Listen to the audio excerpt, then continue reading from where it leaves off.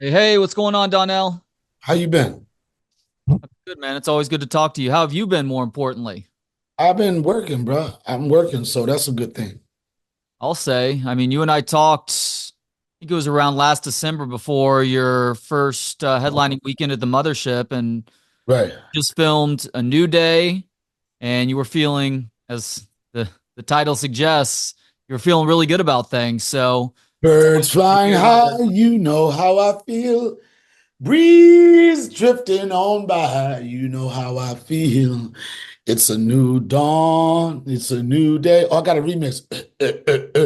Something's got a hold on me lately, and I don't know myself anymore.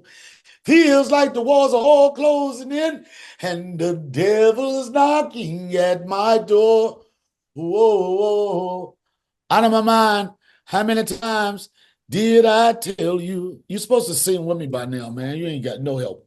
I'm trying really hard not to sneeze right now. Otherwise, I still probably would not have. Oh man, we could have been a duet, man. We could You have don't been a want to hear duet. that. Trust me, you don't want to hear that. I'm I better mean, if I could think I'm a singer, anybody could think they're a singer. I'm better off doing the Everlast thing where it's like speaking in a way that sounds somewhat melodic, even though I'm still just talking.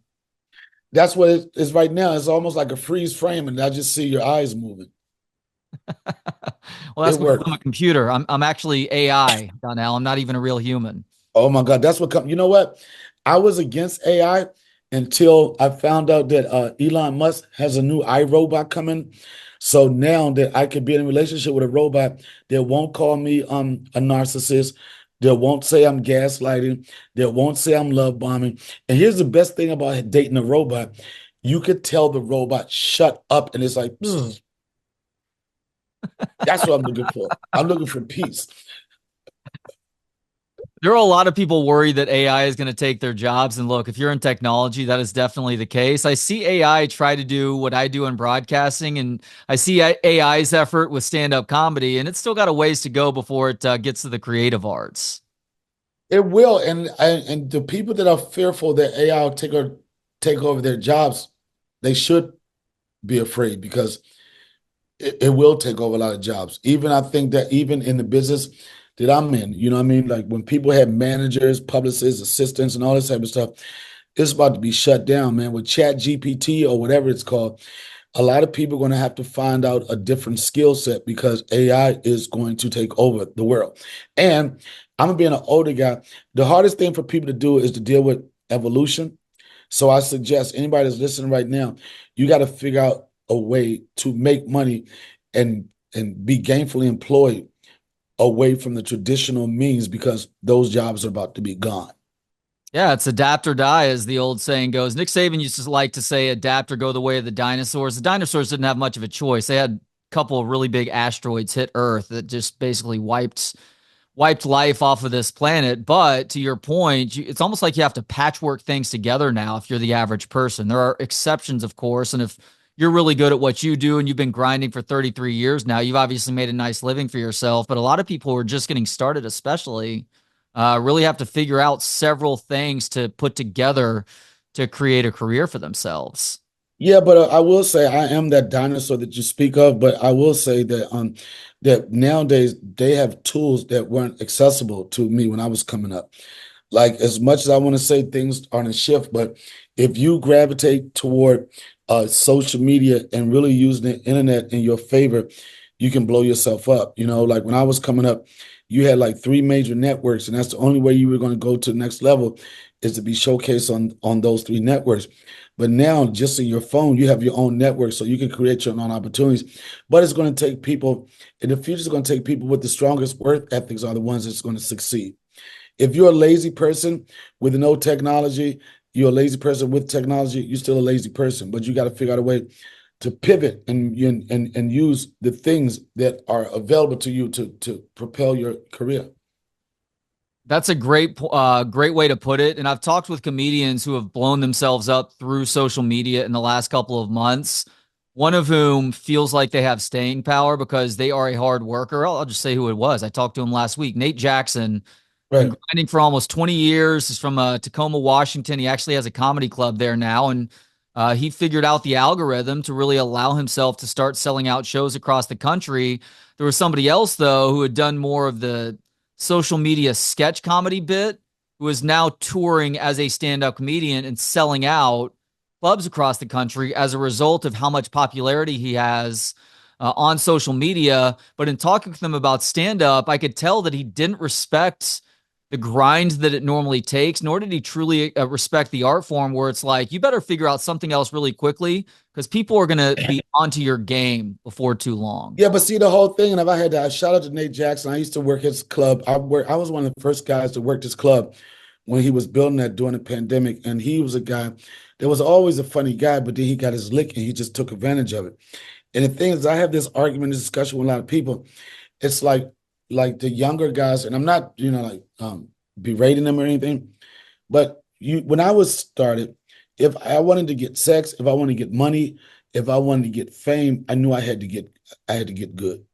None of that was going to be accessible to me unless I was good. Now you got these guys now, like you say, to do the sketch and stuff. It's hard for them to have any incentive to being good when you making $150,000 a month just on YouTube or whatever. It's hard for you to have that monkey on your back to make you want to get better. What are you going to tell these guys? You need to get better. And their argument is going to be, I'm selling out everywhere. And that's when people going to have the luxury of knowing like who's true to the art form. You got some imposters out there, but the people that really are doing it and really care about standing flat-footed with a microphone in front of people that they don't know, those are people that people going to spend their money with. But it's always like, oh, you're an old head, you think different. I'm a guy that at the beginning, I wasn't too into like social media. I was like, I would poll the audience. I would say, how many people follow me on Instagram or social media? And it would be a sold out room of 500, and it'll be like two people that clap. Mm. And I was like, oh, that's it. And everybody like, oh man, that's messed up. I was like, but look, I still sold out with two people following me. So it's not that I have followers, I have fans. And I built that fan base for like the last 32, 33 years. So I mean, however you can get on, however you can get the platform that people see you, I say take advantage of it. And at the same time, there's pros to cons to everything. The internet can be overwhelming, especially when you read the comments. They almost had me wanting to commit suicide reading those comments. But at the same time, I know I'm engaging the audience and I'm going to give them something and give them a reason to want to come see me. Both the good and bad comments can be rat poison. So you have to be careful about paying too close attention to either because you can start letting your ego get inflated and that can lead to its own sort of complacency. But I have a hard time believing that we'll ever see you complacent. You're one of the hardest working guys in the business from the get go. And I heard you mention in an interview recently, and this gets to your point of adaptability from a few minutes ago, that you're strongly considering a sort of reinvention of yourself right now. How is that process going, and what do you think that ultimately looks like, Donnell? What it looks like for me is that I've been a great stand-up comic for years, but that's not my only skill set. I have an eye for talent. I can direct. Me working with Chappelle Show the years that I worked with that, I know how to write sketches. I know how to punch up scripts. I know how to present myself away from just the one-dimensional act, which is stand-up.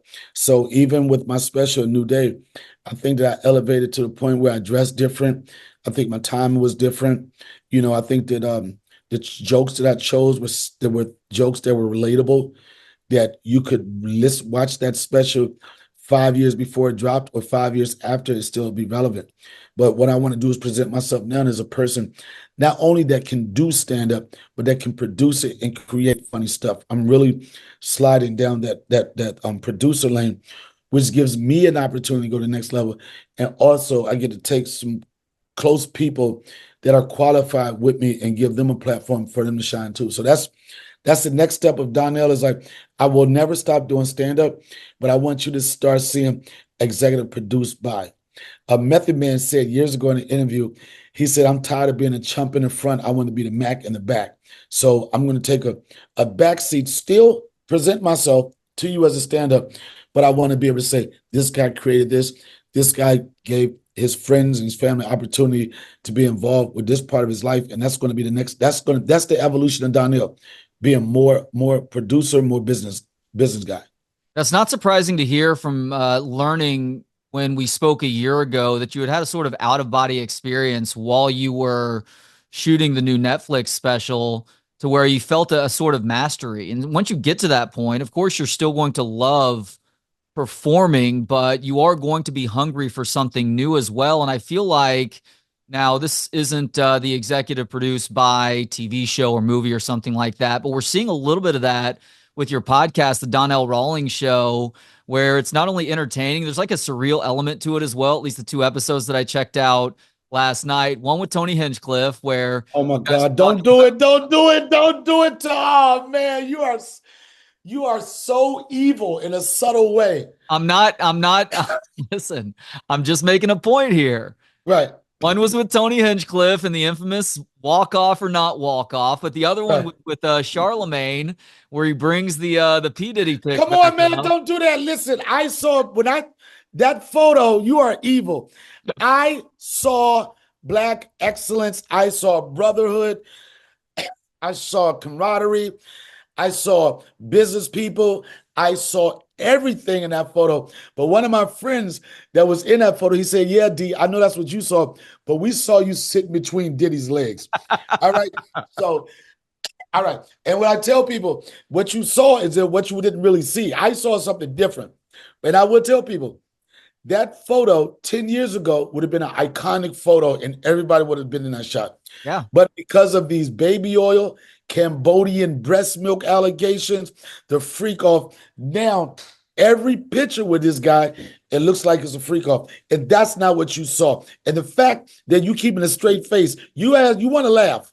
You want to laugh. Tell your fans and your friends that Donnell slipped on a yacht and he slipped in that situation. It wasn't prepared and it's not what I wanted to do. You were there for during family time. You weren't there during the overnight hours. I was there before 12 midnight. And I'll tell anybody, this is Hollywood, and this is this business. There's nothing good that happens at 3 o'clock in the morning. All right? 3 o'clock is when all the crazy stuff goes down. So you want to leave before that. But back to your point, and bringing up my podcast, I used to do this podcast some years ago, and I was very into it during the pandemic because at that time I didn't really have too many other things to do. And once the pandemic lifted, I started making money again as a stand-up. So I kind of like fell out of love. I wasn't as passionate about it. Then I look at it like all the guys that are having success with podcasts and everything. I was like, that's a good way to be in control of my career. I'm my own executive producer.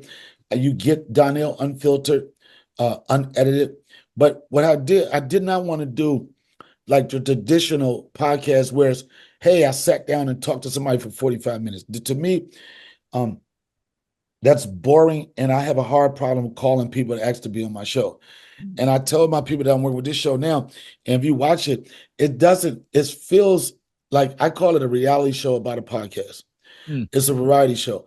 It has elements of Curb Your Enthusiasm. It has elements of Chappelle Show sketch. It has a traditional format of interviewing somebody, and you don't know what to think about it. And like, even if you watch it, go to YouTube, subscribe to Donnell Rawlings Show. I really pride myself on, and know it's simple and it's not a meat of the podcast. I like that first 2 minutes. I like that first 3 minutes. And some of the things that I do with those first 2 minutes, nobody has done that. The way I open up with the text message, with the AI voice, and then with the reality base, it's an awesome watch. And I want people to look at this as a TV show more than just a podcast. Yeah, and it has like a playfulness to it. And one of the things that I really like is that you're willing to be the butt of the joke, which means that you're not taking yourself too seriously. And that's hard for people in this world, even people in comedy, to allow themselves to be the one being supposedly mocked. But you're making a mockery of the whole situation by how you're handling that business. I think that's really cool of you to do it like that. I've always said I take lemons and make lemonade. Yeah. Even the infamous walk off on Tony Hinchcliffe's Kill Tony. There are going to be people be like, and this is I'm not making an argument. At the end of the day, I tell people, your biggest hater is your biggest fan.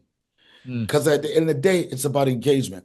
And who's going to follow you and be more into what you're doing than your hater? They want to see if you're talking about them. They want to see if you responded to them. And at the end of the day, a click is a click. And engagement is engagement. The Tony Hinchcliffe's episode on Kill Tony, I'll stand by it. You don't have to believe it or not. That day, the thing that was upsetting to me about that, well, somebody commented and they said, "Oh, look, he's up there like he's doing Tony a favor." And Tony was on my podcast, and I did do Tony a favor. For one, I don't like the roast platform because I will get upset. I will want to start a fight, so I don't even do that. This particular situation, Tony couldn't get guests to stay for his show. Mm. During the pandemic, people was coming, yeah, they want to be in the presence of Joe Rogan. They want to do this, but they would do that, and his show was on Monday, and they would leave. I happened to be in town, and then he didn't beg me, and me and Tony are really good friends. He said, "Yo, D, I need you. Could you come through?" I was like, "Hell yeah, whatever you need, I'll be there." I came to the show. I was on that set for an hour and 45 minutes. And the thing that I'll tell you what pissed me off. I don't like to criticize comics, right? I like to give advice. And the young man that was on the show, he was there to roast me. I wasn't there to get roasted or roast. I wanted to give him some constructive criticism about what he should do, what he could do to go to the next level. And I just felt it kind of messed up that with me giving this to him, right? Me being a seasoned vet, been doing it for a while, for you to try to attack me. And honest, people say that's the format. I'm not used to that format. And that part did upset me because I was like, bro, and not only that, me and him was probably the only black people in the building. I'm like, this black on black crime. I told Tony, I don't like when people play me like that. After an hour and 40 minutes of being on the show, me and him went back and forth. I sat down there. We talked about it. We shook it up. And then I left. I had a, when people don't understand that somebody said, well, you could have made other dinner. You could have changed your reservation. I don't know if you know the world of sushi and going to like one of the top places in the country for it. This particular place, it only seats 6 people. To get on that list, you either have to know somebody or wait 6 months. Was it Sushi by Scratch? Do you remember the sushi place? I don't remember the name of it, but it was inside of a performance space, whatever, and it looks like a speakeasy. You push like a bookcase, and then you just come into the world of one of the top guys in the world for it. So it wasn't one of those. It wasn't one of those dinner things like, oh, can I push it by 7:30? You have to be there at a certain time. Yeah. The presentation of it. Oh, I wasn't going to miss that opportunity, but I had already sat on that show for an hour, 45 minutes. I didn't want to be anywhere. Somebody, and if you look at the video, you see 2 people on the stage. One, you see the guy that was roasting me. Then when you see me leave, the guy that was roasting me, he's not even in that shot no more. It's somebody else. Hmm. So we had already got past that part, and I was like, I'm out of here. I left. They put it together. But at the end of the day, guess what they're doing? They're still talking about me. They're still talking about the walk-off. And I know, pound for pound, I'm one of the funniest guys up there, and I do want to go back on that show. I want to go back on the show, not for redemption. When I go back on that show, I guarantee you, it'll probably be one of the biggest episodes. Because when I come there, nobody is safe. Not Tony, not Red Band, not the audience, not the band. I'm coming there lock and loaded. I'm not playing by any rules, and I'm going to assassinate anybody in front of me. So you can take my word on that. Considering how often the weekend comics stick around for that Monday show, you've got 2 Sunday shows. There's actually some booth seating available for the Sunday night show. That will not be the case by this weekend. So you should go to comedymothership.com to grab those tickets while you can. Are you sticking around for Kill Tony on Monday? Oh yeah. Oh yeah. Yes. You're gonna be on the show again on Monday. I don't know what is going to happen, but I will say I'm extending my trip to be around for my friend. I'll just say that. Oh, love to hear it. That's great news. Okay. So one of the other things that I always like talking with you about, Donnell, is parenting, because you have a 9-year-old son, if I'm doing my math correctly. Yes. And I've got a 10-year-old daughter and an 8-year-old son. So we're in the thick of it together. There's different stages of parenting. There's when they're really young, when they're this age, when they're teenagers. So you and I are going through very similar experiences right now. And I heard you say something on Charlemagne's show the other day that really sticks with me because I feel a version of this as well. And that had to do with the last time you cried. It had to do with you doing something with your son that reminded you of what you didn't get to experience with your own dad. What was Yeah. it that you guys were doing? I think, no, it wasn't what we were doing. It was just me looking at him. Mm, It was me looking at a 9-year-old kid.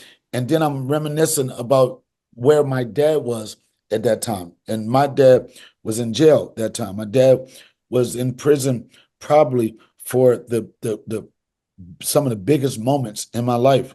Graduating from high school, you know what I'm saying? 16th birthday. And when I said that, I got a tear because I told myself, one thing, my son, he's never going to have to ask, wonder where daddy was, why he wasn't at his birthday, why he wasn't at graduation. So those tears and that feeling came from me knowing that. And I don't have any resentment or anything negative to say about my dad. He passed away like 4 years ago. mm. But I know that I'm not going to be that dad. I would be there. And then, those tears come from like me looking at him, making these memories and realizing that I don't have those memories with my dad, but I'm gonna be a better person. I'm gonna do the best for my boy and give him all the memories and all the exposure and try to make him a very, very successful person in life with character and just be a good guy, just be a good human. Yeah, it's interesting because kids can go one of two directions with poor parenting or good parenting for that matter. You can lean into who and what that parent is, or you can go the opposite direction. And for me, my dad was around a little bit more, but he also wasn't a great dad. He was an okay guy, but he was just not a great dad. He was constantly chasing vices and just ultimately not building that foundation when we were kids to create a closeness when we were adults. In a way, I'm thankful because it allows me to understand the most important moments and times to be there for my kids, whether it's just hanging out with them at night or helping to coach a youth sports team or something along those lines. So, in a weird way, I'm actually thankful to my dad for showing me not how to do it. And I'll tell you one thing, kids are simple. The thing like the number one thing that you need to be is present. Yeah. Be there. Like, people like, well, that's easy for you to say, Donnell, you got money, whatever. I tell you, my son, like one of his favorite things is to go to the gas station. Mm. Simple.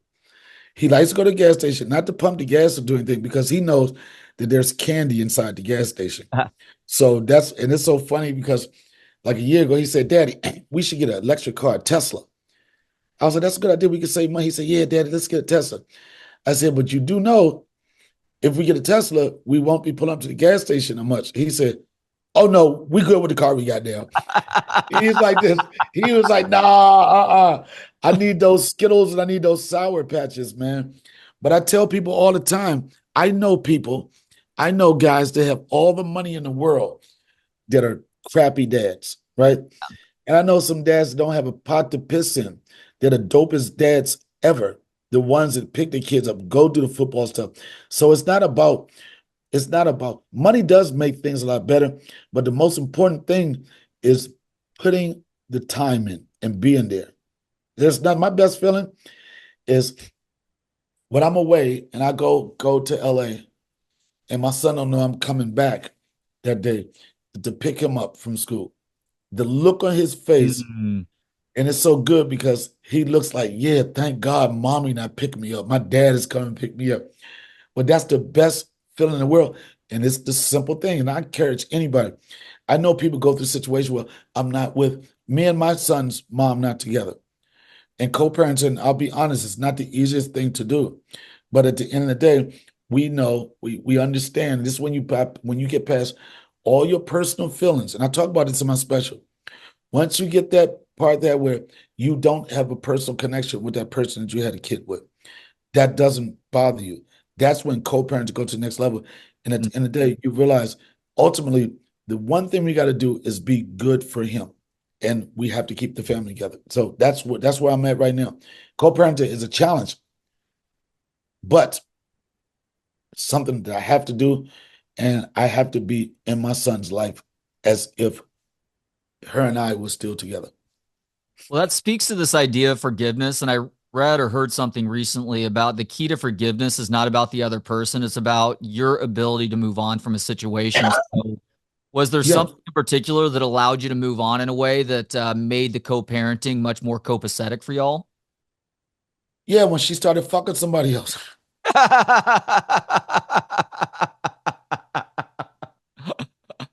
That'll do it. Next question. So No, you it talk was just, about it's like, it hasn't been easy, but it's something that we have to do. And I'm never going to walk out of my son's life. I'm never going to have a misunderstanding with her enough where it stops me from being there for him. I'm putting work in. I do like 350,000 miles a year. I'm never away from my boy more than 7 days. It's kind of like my rule, unless I'm out of the country. But I'm when I tell you what I put on my body and my bank account just so I could be there with him in the most normal way possible. I love it, and I wouldn't do anything but that. I'm gonna be. He knows. We got a thing. When I used to leave, he used to get sad. Oh, daddy leaving. His mother was like, oh, daddy's leaving again. I was like, don't talk like that. Daddy's leaving to go to work. And I told my son, I said, Austin, daddy's leaving. Yes, I'm on the road. But you have to realize daddy leaves, but daddy always comes back. That's where I stopped him from whining and crying. I'm leaving, but guess what? I'm always coming back. You're gonna never see me leave and not come back. And he knows it. other than being present for your kids, what do you think the biggest challenge is for parents in 2024, Donnell? For parents, I think the biggest challenge is as maintaining a healthy relationship as humans together. I think that's the biggest challenge, being happy as a couple, as a married couple, whatever, because when you're happy in that situation, you are a better parent when everybody on the same page. The biggest challenge is maintaining your peace within the relationship, which gives you the situation to be the best parent that you can. Great answer there. All right, last question now, Donnell.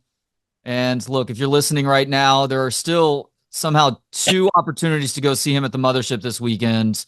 GA tickets for the late show on Friday, and then booth seating for the late show on Sunday. These tickets will be gone in the next couple of days. Go to comedymothership.com to snag those before they are. It is a hell of a show. I saw him last year in December when he came through, and it did not disappoint. So, last question for you now, Donnell. I love stand up. You love stand up comedy. What do you love about stand up? I love what my job represents to a person in a certain situation. And I say that like some of the best compliments I've ever had was, you know, I lost an uncle, I lost an aunt, I had something tragic happen in my life. I did not want to come out. I did not know when I was going to be happy or be around people. But when I came to your show, you removed me of all my pains and worries for 45 minutes. That's what I love the best about my show. The effect that it has on people that really, you got people that want to laugh and people that need to laugh. But that person that needs to laugh, that's where I feel my job. And my good friend Dave Chappelle, it's not name dropping if you know that person, but he said something to me years ago. He said, Donnell, it is our job to make fun of the things that trouble the world. Hmm. That's when a good stand up stands out. When in that moment you needed to feel good, you wanted to laugh, you wanted those endorphins to pop off in your brain. And that's what we do. They say, laughter is the best medicine. And it's true to that. It is. And everybody deserves to feel good.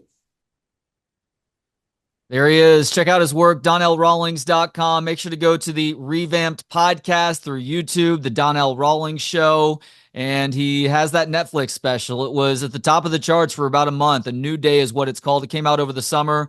As he just said, it's something that'll be hilarious years from now. If you have not checked it out yet, please do so. And again, Two limited opportunities to see him at the Mothership this weekend, the late Friday show and the late Sunday show, comedymothership.com. Donnell, it is always a pleasure getting to talk with you. This is our third or fourth time to do so, and I really look forward to the next time as well, man. And I will tell you, there's some question about he just dropped a special. Is there going to be any? There is not one joke I repeat, and I'm already on to a fire new 45 minutes. So you guys come out and experience the Donnell Rawlings show live. And then maybe KillTony on Monday as well. I don't want to talk about it. We'll see. All right. Thanks, Donnell. All right. You're still watching or listening on YouTube, Spotify, Apple Podcast, or elsewhere. Greatly appreciate you subscribing to this show. Please do like today's episode. Thanks to Gentleman Jesus for the intro and outro music. Hear more of his work at gentlemanjesus.com. And thanks to you for hanging out. For more of the show and to connect on social media, visit booksonpod.com. Talk to you next time. Books on Pod.